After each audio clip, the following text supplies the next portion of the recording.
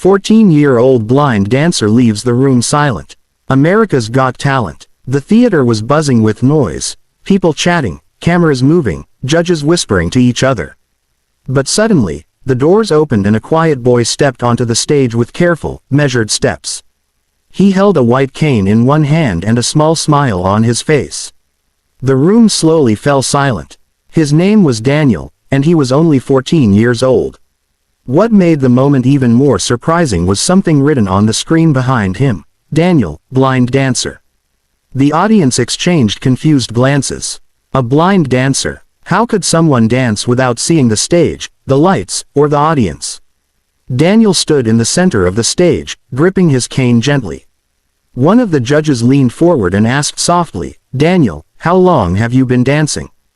Daniel smiled nervously. "Since I was 9, he said. That's when I lost my sight." The room became even quieter. "I used to see everything," Daniel continued.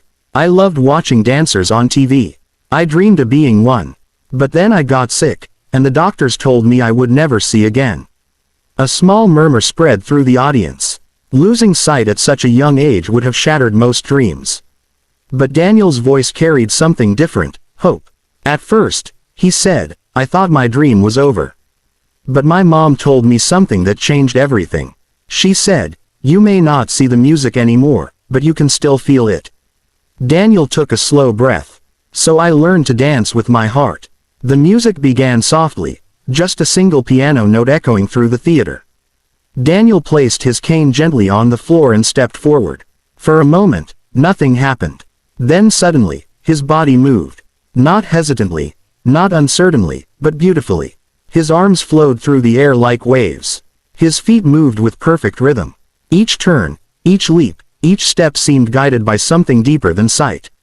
The audience watched in disbelief. How could someone who couldn't see move with such precision? The judges leaned forward, completely captivated. Daniel spun across the stage, his movements filled with emotion. It wasn't just dancing, it was a story. A story of darkness, struggle, and finding light in unexpected places. Halfway through the performance, the music shifted. The melody became softer, more emotional. Daniel slowed down. He reached his hands forward into the empty space, as if searching for something he could no longer see. And then something unexpected happened. A stage assistant quietly walked onto the stage and placed a small pair of ballet shoes near Daniel's feet. The audience looked confused. Daniel felt the shoes and gently picked them up. Tears filled his eyes. The judges looked at each other, puzzled. Then Daniel spoke, his voice trembling slightly. "These belong to my sister," he said. A photo appeared on the big screen behind him, a smiling girl about the same age. "She used to dance with me," Daniel continued softly. "When I lost my sight, I stopped dancing. I was too scared, but my sister held my hand every day and said, 'You can still dance. I'll guide you.'" The room was completely silent. "But 2 years ago," Daniel said quietly, "she passed away." Gasps echoed across the theater. Daniel held the shoes close to his chest. "She believed in me when I didn't believe in myself. Tonight, I'm dancing for her." The music swelled again, stronger this time. Daniel placed the shoes gently at the center of the stage and began dancing again.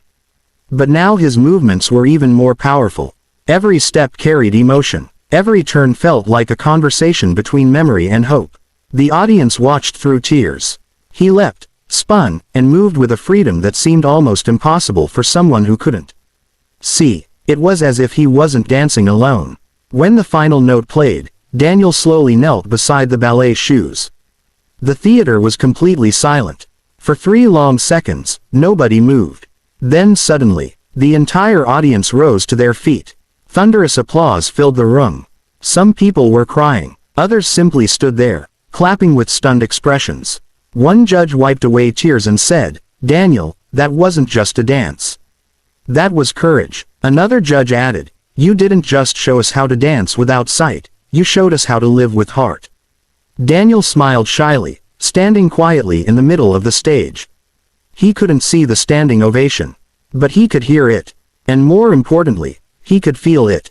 Before leaving the stage, Daniel turned toward the audience and said one final thing. "When life takes something away from you, he said softly, it doesn't mean your story is over. Sometimes, it just means you're about to discover a new way to shine. The room fell silent again, but this time, it wasn't confusion. It was respect, because everyone in that theater realized something important in that moment. The strongest vision in the world doesn't come from the eyes. It comes from the heart.